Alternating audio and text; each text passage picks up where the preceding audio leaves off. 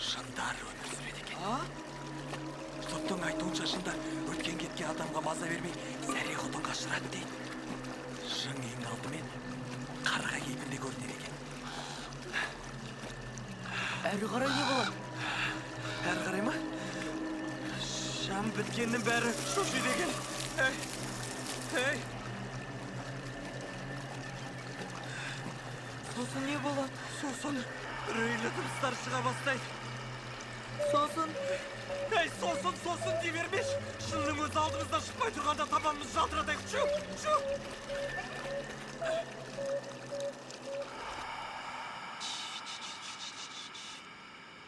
Мынаның ар жағында көп қырғауыл жүр. Мен қазір оларды ұшырам, ал сен түп өткізіп атып түсіресің. Ата алмай қалсам ше? Уайымдама. Біреуіне тимесе екіншісі бар. Қазір мына жерден 100 қырғауыл ұшады. Ұрыста тұрыс жоқ. Бастайық онда.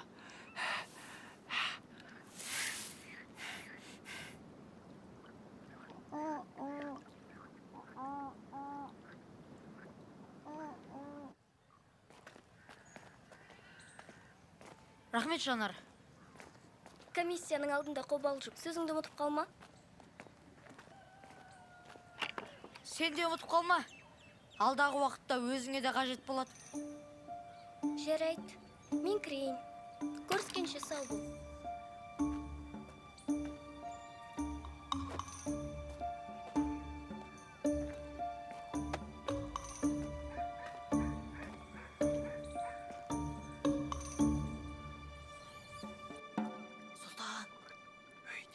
Сұлтан, 100 сағат болды ғой жүргенімізге, үйге қайтайықшы. Кішкене шыда. Кішкене шыда дейм. Не дейсің? Шыда дейм. Ей, түге үстілмейді, не дейсің? Ат дейм, қожа атсақ шенді. Кетті ғой. Бәдік неме. Үндемей тұрсаң болмай ма?